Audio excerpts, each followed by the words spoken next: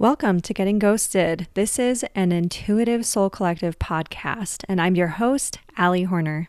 Welcome, everyone. This week's episode was really just inspired. I had this aha moment as I was thinking, what do I want to record this week? And earlier today, I was out and I had this really intuitively inspired morning. I try to live from my intuition and my nudges as much as I can.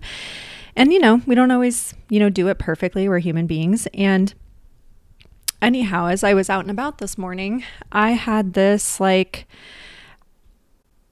have to go to the Botanic Garden today. And things are blooming very early here in Denver because we have had an unseasonably hot winter.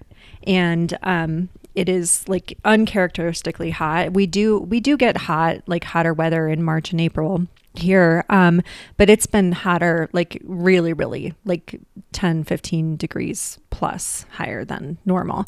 And today just happened to be really pleasant. It was in the 50s. It's not going to get above 65. And I had this really beautiful morning of just going, I just feel like I need to go to the Botanic Garden and I need to I'm going to get a little coffee and I'm just going to wander. And it was so peaceful and grounding. And I have a membership to our Botanic Garden because I love the energy there. It just feels so good being there. And so I was kind of observing everything, noticing how much has blossomed even just in the last week. I just went last weekend too.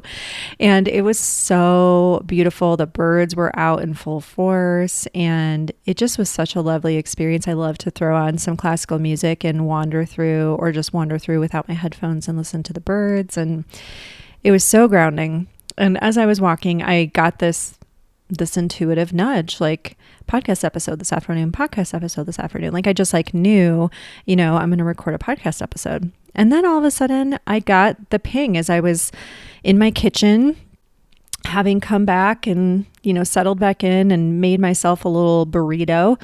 I was standing at my kitchen counter as one does, eating my burrito. And all of a sudden I went, oh, things that can kind of block or distort your mediumship and messages from the other side. So that's what we're going to talk about today. We're going to talk about things that we can kind of do to distort or block these messages from the other side. So without further ado, let's get started. So part of this was inspired by a comment that someone left on one of my videos in this last week. And they essentially said, why do all of these mediums seem to put so many rules on this? This person kind of just went off in my comment section and I was like, this is not connected to what I'm talking to right here. I was not talking about rules with mediumship or anything like that in this video, or I really kind of stay away from creating super strict rules with things, especially mediumship. I actually pride myself not pride myself, but I've always really felt anytime you get too rigid, that actually can shut down your connection. So believing there must be one true process, one true way, one true set of standards, etc., can actually really close down that channel. And I was like, why is this person going off here? And I just went, you know what? It doesn't matter why they're doing it here. This is creating some inspiration for this video. And their comment kind of popped in my head several more times throughout the course of the week, just as a little, a ping or a nudge from the other side to sort of speak on this and to create some content. Or, I kept seeing I wonder if I should, this is a good thing to cover on a podcast or in a TikTok, or in a video or, in a little post on Substack, etc. So maybe I'll do all of those. I do have a Substack, by the way, that I've been trying to post on more just because I do enjoy writing. I like playing with different styles of writing. I like channeling. So I do have that, and it's Spirit Speaker 25. So you can find me on that across everything. And so one of the little known things that can kind of block your mediumship, or rather can sort of distort messages from the other side or close you off to receiving them, is believing that there's one right way to do mediumship. And this is going to ruffle feathers for people who get really in rules-based or orders-based thinking, because it's essentially hierarchical thinking. Anytime we're really entrenched in a lot of hierarchy and we're creating too much, you're creating too much constriction around your channel. And oh my God, Erik just popped in, and so did Sam. So I'm going to let them come in, and I know they want to chime in too. They're like, you summoned? And I was like, I did not. And they were like, well, intuitively you did. And they're like, we have arrived. They're bowing, jumping off of they're like the knights coming in on their white horses, their noble steeds. So my knights in shining armor to the rescue. And so if you don't know Erik and Sam yet and you're new to the podcast, they are some of my guides. They are great at communicating and describing things. And they're like, yeah, so they're just jumping right in. Sam's stepping forward. And he said, yeah, so essentially when you have a lot of rules-based thinking, you think very black or white.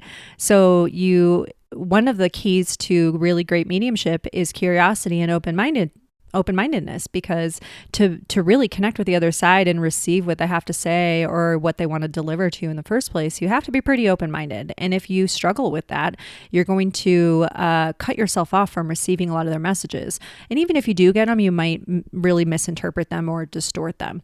And so when people have really strict rules around mediumship, essentially, or when they believe there need to be really strict rules around everything, essentially what they do is they kind of cancel out a lot of things that would be coming in that disagree with those rules, right?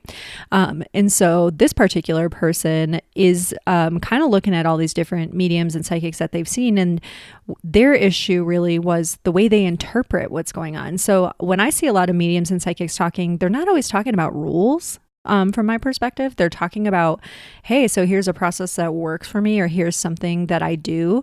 And then they'll give you kind of a guidebook. And different psychics and mediums have some overlapping steps, or steps that they do in common, and some have completely different ones. I've not really seen one yet in my 10 plus years of doing this. I've not yet seen a psychic or medium give a thou must blah. Like I don't really ever interpret it as here's the rules and blah, blah, blah. There could be some, and I just haven't come across them. But I was like, how interesting that this person is looking at every single medium out there and interpreting what they're saying as rules-based thinking. And it kind of dawned on me of, I wonder if this person has this style of thinking because of something from their childhood, or that's just their interpretation, because that certainly would not be my interpretation of myself or others. And I don't know why they're putting it in. I was like, I don't know why they're putting it on my post.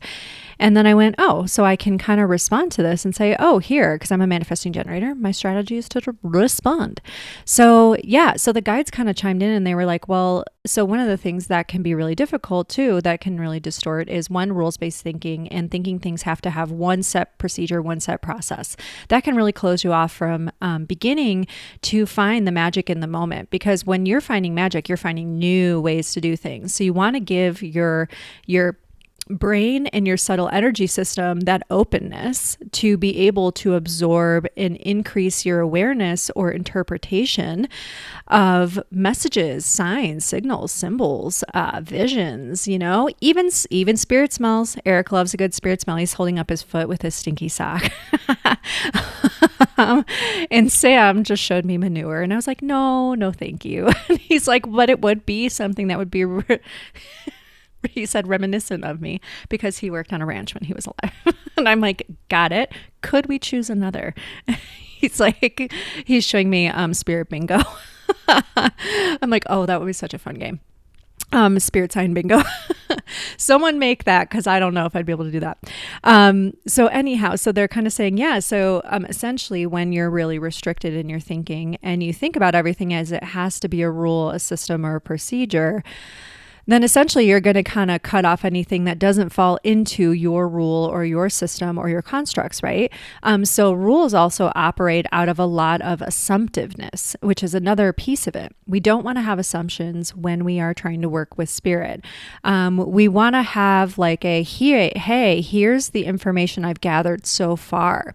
Here's what I've experienced so far. Here's what I've learned so far. Now this is what I've got for you. Like, we're getting all of our like, oh my God, look at these cool things I've discovered. It's like getting all of your rocks out of your pockets when you're a kid and you're like, look at my stuff. And everyone else is like, oh, look at mine. And they've got sticks and they've got pine cones. And you're like, I didn't even know to pick those. Like, I didn't see those by me. And it's like, hey, just because they've got sticks and pine cones and they've got different experiences doesn't mean it's wrong. It just means those are the experiences they've had. And the key thing is everyone wants to be open to the different experiences that are possible. So here's what I have, and what else is possible? And what else might I experience? That's really important. It's a really important style of thinking to have when you're opening your mediumship. Now, this particular person was kind of saying like, I just find that when there's too many rules, it makes it boring. And I posited to them, well, what makes you think that you have to do it anyone else's way? What's stopping you from trying to do it your own way? And they did not have a response to that because in essence, they haven't tried doing it their own way because they're actually the person that has more of the rules-based thinking. So they assume, other people are in charge and I don't get to try things my own way. And when people try things their own way, they often find a way that works for them and then some, right? And I think we're here to be, I am a 1-3 profile in human design. And so I tend to be a big experimenter. Like I like to find the different ways. I'm not like hey, here's one, ba-dum. I think our spiritual journey is meant to evolve and change. And Sam and Erik said, bingo, the spiritual essence and the spiritual journey is meant to evolve and change. And so the essence of it is a lot of people who come in there with a set process, that process is likely going to stop working or stop feeling as right over time, or they'll be guided to shift and change it really, naturally. And it's probably going to really work for that person. And it might be completely different than what another person's doing. And that's totally fine. Right. And so again, we want to stay really open-minded rather than being closed off or having a very rules-based hierarchical thinking, etc. Now that brings me to the next part, hierarchical thinking. It's really difficult not to have that in our society. We were raised in it. There's a lot of like, this is above that is above this, blah, blah, blah, blah, blah. The more that you're working with your sixth sense, with mediumship, etc., and all these abilities kind of like interlace and overlap as you start to shift and change because your brain is shifting and changing and what you're therefore able to pick up is shifting and changing.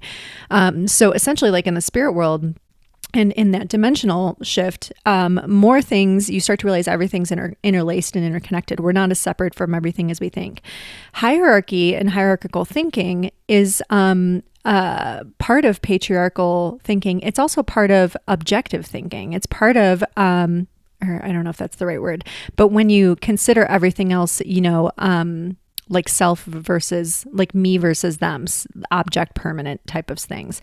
It's kind of like, we could see like when we're in that form of separation, there's going to, and especially when we're in patriarchal norms and societies, we're going to see a lot of hierarchy. And when you're wired for that, like when you have been wired for that by culture, by family, who probably don't realize that they were also wired and taught and had things demonstrated by the culture and they haven't seen outside of it, it's going to be harder for you to realize like, wow, there's different ways of thinking about things. And when we're all one, then how can anyone be above anyone else when we are all one together?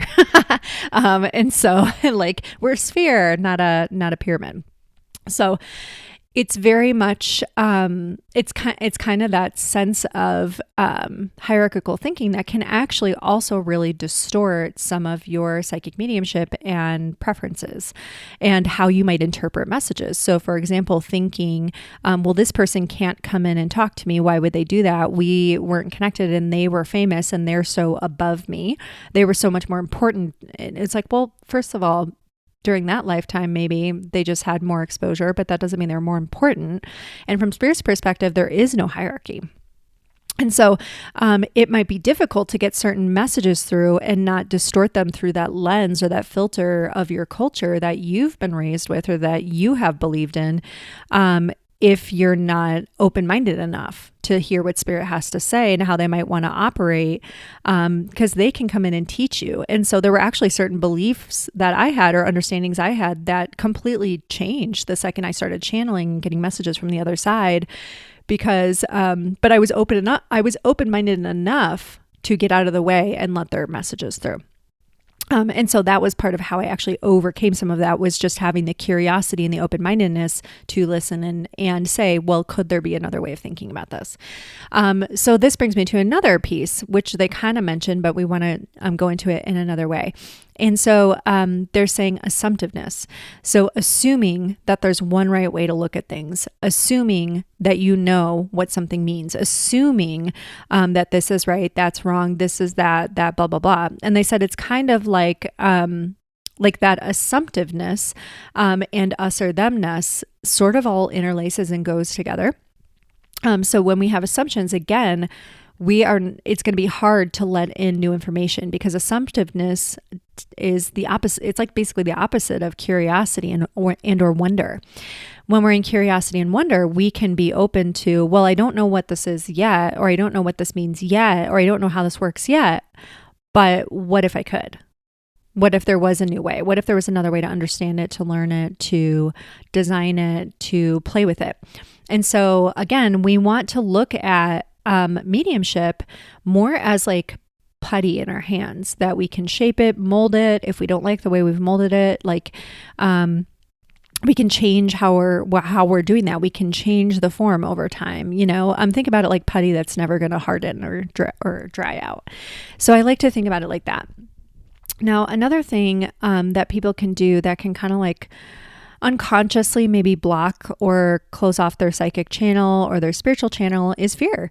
And a lot of these things, so assumptiveness, rules-based thinking, hierarchy, they come out of fear-mindedness. They come out of the cultural constructs that are like, be afraid, be very afraid. And so when we're in fear, it's easy to cut off other alternative, experiences, ideas, ways of doing things, answers, because we're going to be closed off. And they just said, it causes cognitive dissonance to hear things that don't align with what your constructs are when you're afraid. When you're afraid, one of the things I talk about is when you're afraid or having anxiety, you're perceiving threat where threat isn't. So a lot of times we see people who are going into mediumship already scared or having a lot of fear in their lives, and they project that fear onto the other side and they distort what's going on. So the analogy I got is the little girl who's in bed who wakes up in the middle of the night and thinks she sees a shadow figure in the corner. And when she switches on the light, she realizes it's just her coat hanging on the coat rack with her little hat hanging on the coat rack, and that there was nothing actually there to be scared of. But some people, they stay in the dark. They don't have the curiosity or the wherewithal to go, maybe I should switch the light on and see what's there. Maybe I should do something, right? So their assumption is there's this shadow figure, there's this thing here, etc. This also happens with spirit guides. We've talked about this before. We've talked about this with spirit messages as well. A lot of times, a lack of understanding or education comes from a lack of curiosity or lack of access to the education, a lack of access to the experience or to the awareness. So often people will project a fear, conscious or unconsciously, onto messages or visits from the other side. Simply because we don't understand something does not mean that we need to fear it, right? But a lot of people have fear of what they don't understand.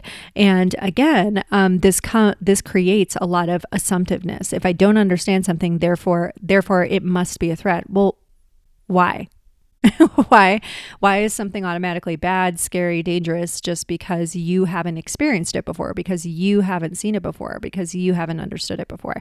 I know people who their entire lives terrified to travel to certain regions because they heard shit on the news, about those regions. And then they go to those areas finally, or they meet people from those areas and they go, oh my God, what a beautiful culture. What a lovely person.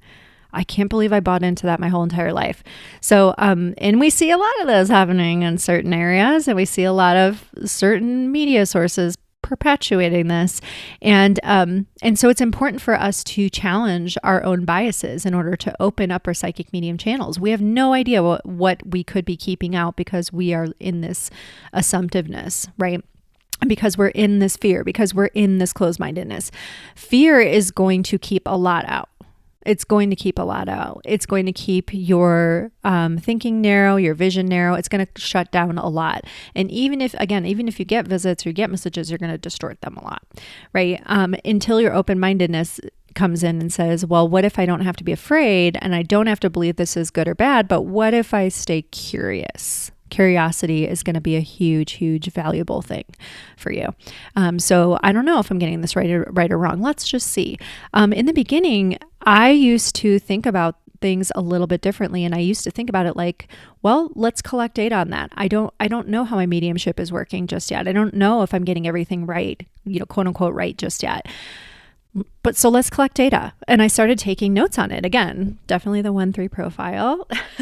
And so I used to say like, you know what? I'm gonna write this all down. And I have notebooks and notebooks and notebooks and notebooks. I have even tossed out notebooks and been like, oh no, should I have done that? Now I'm missing those 10 out of my 105. What if I needed those ones?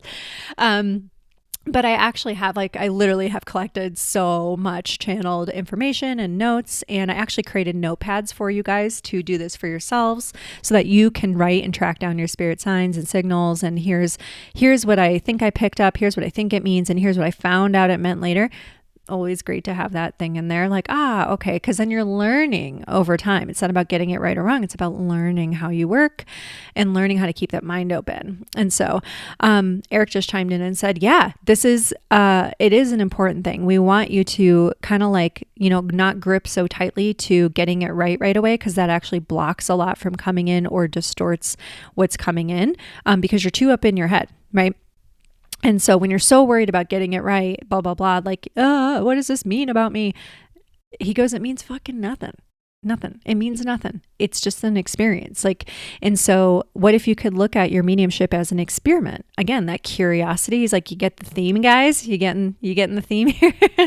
You getting the gist of this? He said, again, we want you to stay open-minded, curious. So if you can look at this, like say an experiment, like you're collecting data on how the other side works. Like you're going to stay in more wonder, right? Instead of being like, there's a test at the end of this and I'm going to be judged on how many spirit messages I got accurate. And he's like, we don't care. Like on the other side, I was like, what, do you guys care about this at all? And they were like, nope. And they were like, we know if it's going to take 58 tries getting, sending a sign or trying to communicate with someone before they get the gist of that message. Even today, I had something like this happen where I kept getting the same message from them and they were like, you're going to blah, blah, blah. You're going to blah, blah, blah. You're going to blah, blah, blah. And I was like, I don't know what you're alluding to with that, but I'm open to hearing more. I'm open to this making sense at the right time in the right way. And then today it dawned on me and I was like, oh my God, are you fucking kidding me? Like it was so obvious. I was like, oh, wow, Allie. But again, I know how to laugh at myself. So I was like, okay, yeah. Alrighty. So even though I've been doing this for 10 plus years, there's still going to be moments where you're like, right. And you're still learning things, and that's okay, especially when it comes to your own life. Now, this is the other piece that they want to cover again. This is a big piece that can make, honing in psychically, getting psychic reads accurate, getting mediumship accurately, or getting it at all, right? Getting information at all, getting messages at all, etc. is, are you really, really, really, really, really emotionally wrapped up in the answer? Like, are you like, I must hear a certain answer, or I must get an answer on this right now, because you're going to close off what the actual answer is like when people are like, I must have this answer. I'm going to tell you 9 times out of 10, they feel that way, like, because something in their brain is like, that's not what's going to happen. That's not what the answer is. That's not what the outcome's going to be. And there's some part of them that wants to hang on to it because, again, they're afraid of letting another answer come in from their intuition. So again, we have to exit that. I need it to be this. I need it to be that.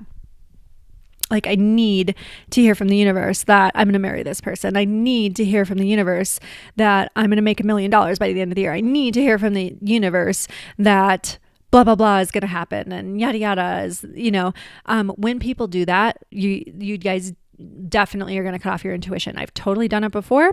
I've totally, absolutely done it.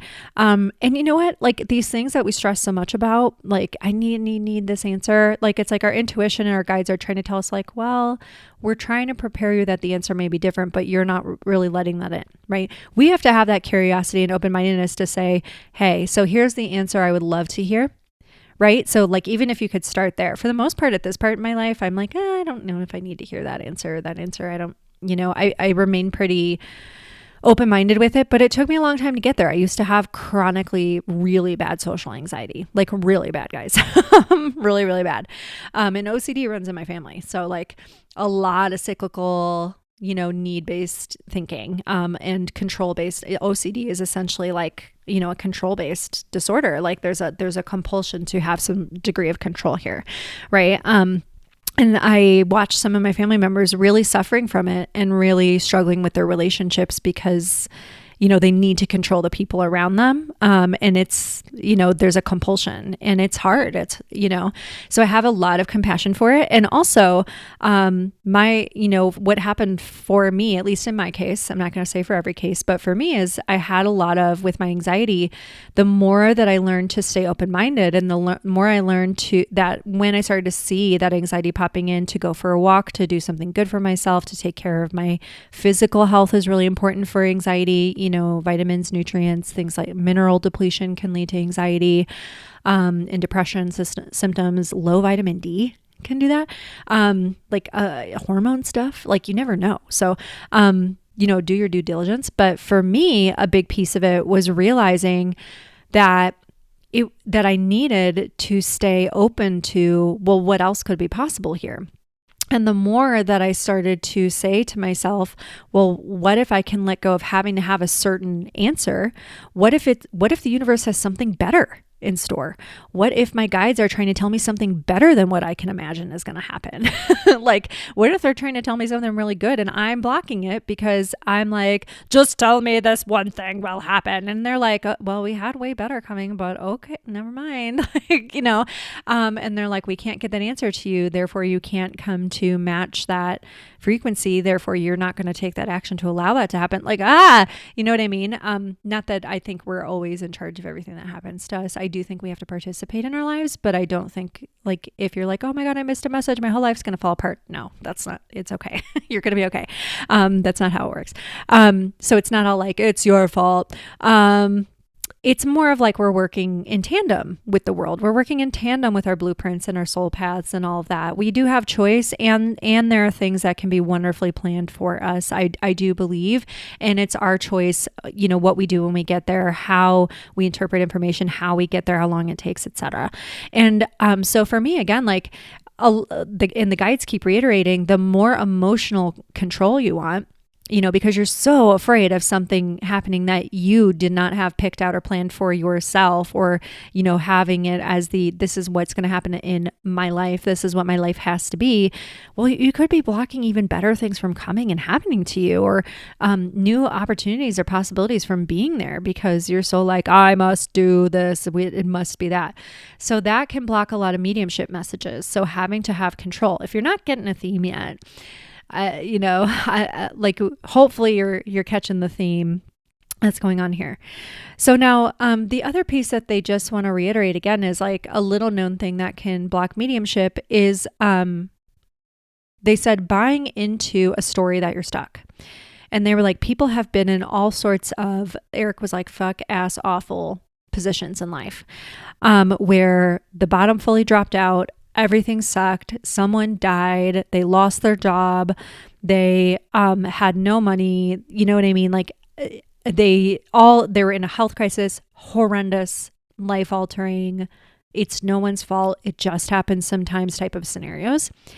And they said, the irony is that sometimes when people go through these things is when they have the dawning of an awakening of, well, the worst has already happened. What else is possible now? What else could I possibly do? Because it can't get any worse here. What else might life have in store for me? And I will never forget this day. This was years ago, like probably 2018 or 2019. I had a client at the time that I was doing some private work with, private coaching, and she was really working hard on allowing her intuition to work better. And she had been really struggling with some stuff with her family and her husband, etc. And like her judgments, her perceptions over things, because judgment is such a big mediumship blocker. It's like not even funny. And so she messaged me one day and she said, I've really been trying to follow your guidance and keep tuning in, because my job is not to always read for people and just tell them, here's what's going to happen and blah, blah, blah. I love doing readings, but what I love, what lights me up and what I know I'm here to do is help people tap into their own intuition, to learn how to listen to their own guidance, and then come in collaboration with others to listen to each other's guidance together and build something cool. So, she messaged me one day and she goes, I just had this epiphany, a massive epiphany. And she said she realized that she had been stressing and fussing and fighting life, and just in the depths of shit, right? And she was going through these health things, and it was just such a difficult thing for her. And she said, I had this epiphany where I was having a mental breakdown. And I realized if I am capable of feeling this bad, then I'm also capable of feeling the complete opposite and then some. If my life can get to a point where I'm this badly stressed, then it can also get to the point where I'm wildly excited and happy and waking up fully healthy, and the picture of health and the picture of happiness and the picture of flow. And she said, it just dawned on me that this isn't it. This isn't the end. And there's so much more available to me if I can just keep staying open to it. And she said it completely changed her. It changed her overnight. It transformed her overnight. It was she just felt like it cleared out some sort of it was like a blocked drain, and it cleared out that gunk in the drain. And I was like, oh my gosh, that's exactly it. That's an intuition. That is a spirit guide, angelic, whatever you want to call it. I don't care about all the labels on it. We'll talk about labeling in a minute. But when we have this awareness of, well, why couldn't it be another thing? Why, that's when we stay open-minded and our emotional biases move out of the way. She was open-minded enough to say, well, what if it could get better? What if something better is available? What if it's better than even I could imagine or what I'm experiencing right now? That's when your intuition is going to really kick in, right? Now, kind of building on this, and something I mentioned is judgments and labeling. Again, we're seeing the theme, hierarchical thinking, judgments, control thinking. A lot of judgment is control thinking. I really believe we do need to have discernment, right? We want to have awareness. We want to have awareness of what feels right and what doesn't, what feels safe and healthy and what doesn't for us. And I think a lot of us are really towing the line between of having discernment and being judgmental as fuck, as a fear response. This stuff all goes together. It's all in the same wavelength. It's all in the same dimensional quality. It's all about separation and control and fear. And so judgments, originally my guides, what they're showing me and talking to me about, is that when we're kids, right, and we're really little, we're those little tots. We're learning about spatial awareness. We're learning about object permanence. We're learning about ourselves and how we move through space and time. We're learning about the world around us. So originally judgment is about learning, if I climb up on this high thing and then I take a step off of this, remember spatial awareness, I might fall and bonk my head or get hurt, right?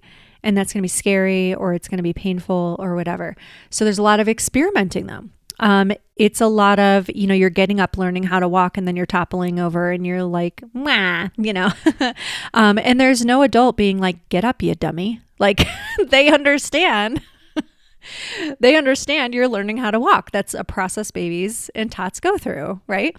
So you learn things like, that's a hot stove. It's on. That's hot. Don't touch. Hot, right? And sometimes we learn by getting a little bit hurt. That's what judgment is originally for. Or, ouch, that person talked to me in a certain way. They're constantly telling me what to do or criticizing me. That doesn't feel good to me. That's not friendship. It doesn't feel good to me to be around someone like that because I don't think they like me if they're so critical. If we're criticizing people, we don't actually like them, right? And why would we want to be around people who just don't like us just because, right? And so when that might tell us this is creating discernment in me of what's healthy and safe for me and what's right for me and maybe what's not right for me. Right. And so that's where we might need to have discernment, ooh, I have a pit in my stomach around this person, or I just have this big feeling in me and a voice in my head saying, get out, pay attention. Or, you're driving in your car and you're using your judgment to judge space and time. Like, oh, that's a stop sign. We should stop there. There's other people who live here, other cars, and people might get hurt, or animals or pets crossing the street, or you know what I mean? So we have judgment and discernment for a reason. We have guidelines for a reason, things that help society operate, but aren't like, oh, you have to do this or else you're an awful person. It's, we have this discernment that's supposed to really help us stay safe. But what's happened a lot is we're hyper judgmental of others, judgmental of ourselves. And again, this is kind of a cultural conditioning and a collective thing, but there's a lot of judgment that goes way beyond just staying safe. It's all about policing each other, like morally policing, canceling, etc. Sometimes, yeah, there could be a little bit of canceling, but a lot of people are doing it so much that then they go, well, where's my community? I don't know. Maybe you ostracize the fuck out of them. Maybe you couldn't see any nuance in that. Sometimes people are learning and growing, and maybe you've isolated yourself a little bit too much here. And maybe you needed to have that experience, and you needed to experience that or experiment with that way of thinking to realize, maybe this isn't fulfilling everything I need. Maybe I would like a little more connection. And so for different people, they might need different things at different times, and that's okay.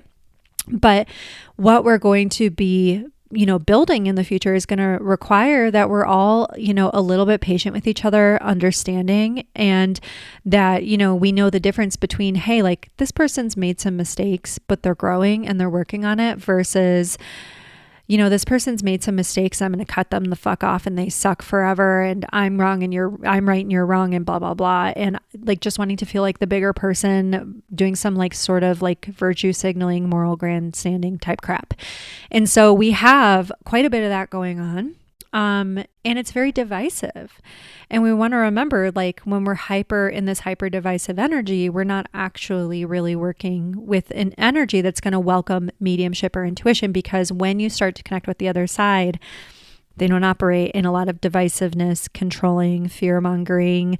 They're not going to tell you to let unsafe people in your life or do things that aren't safe or healthy for you, ever. But they are often going to help you with relationships and with compassion, empathy, understanding yourself, understanding others, because often, Eric just chimed in and he said, often when you guys are judging others so strictly, it's because you're judging yourselves and you're trying to keep yourself safe from some imagined threat or perceived threat. But often it's hey, you totally misinterpreted what that person said. They weren't saying that way at all. And so, or that's not how that person is at all. And so they said, a lot of you guys are actually creating, you're making yourselves, in this sense, the unsafe people.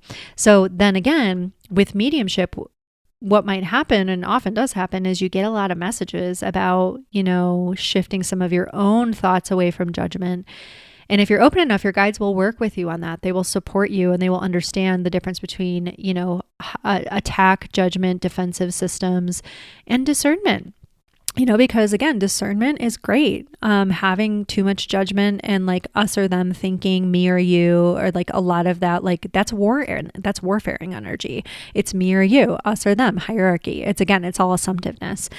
And so again, that can block out some spiritual messages, and that can block some of that connection to the other side, because there can be too much of that closed off energy, too much of that judgment. Well, I hope that you guys like this so far. It feels like they're kind of closing it up for right now. I can come back and do more on this here soon, but I'm curious, what have you learned about your mediumship journey? Are you finding that you have how you think and how you feel has changed? Because that's going to happen when you open up your mediumship. And I think sometimes that's why some people keep it closed, is they're actually afraid of how much they might grow or change. Because again, that ego self or that small scared self, really, it's like a protector part, really wants to stay in control, even if that control is keeping you small, even if it's keeping you isolated, even if it's keeping you away from what you really want. it's going to stay there. And when you work in mediumship and you're connecting with guides, ancestors, loved ones on the other side, you're going to find a lot of perspectives that'll be really challenging to the way that you've been living in that fearful, stuck small self. And so often we might keep ourselves disconnected from that because we're like, I don't want to change, even if it might be good. Change is bad. Like it reminds me of that part in The Simpsons where they go, that he's different and that's bad. It's like, what? And that's why they make fun of it, because it's like, no. So it is important to stay open-minded and stay curious. And so find one little thing a day that you can stay curious with, everybody, and just see what happens. Run a little experiment. See what happens. You never know. Could go much better than you think. So if you want to leave a question, if you want to share a story about experiences with this, things that you've learned, you're welcome to do so. There is a page for my podcast on intuitivesoulcollective.com. I've got it linked in the show notes and in my little link tree. You can pop it in there.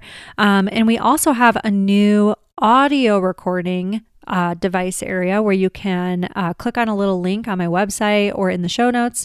If you prefer to record really quickly rather than trying to type everything out when you do a question or a story submission, you're welcome to do that. You can also do a little topic request, and it'll just send your audio message straight to my inbox to be used on a future podcast. So yeah, a lot of people were requesting something like that. So I hope that you guys enjoy it. I hope you guys also have a wonderful, wonderful week out ahead. I know as we get March and April, the energy is going to feel like it's picking up quite a bit. April's felt really good for me so far. I'm hoping to do a podcast episode on the energy of April here next week. And as always, the Patreons will get that first. And that again is linked in the show notes. Thank you all so much for coming and joining us for this one. Bye.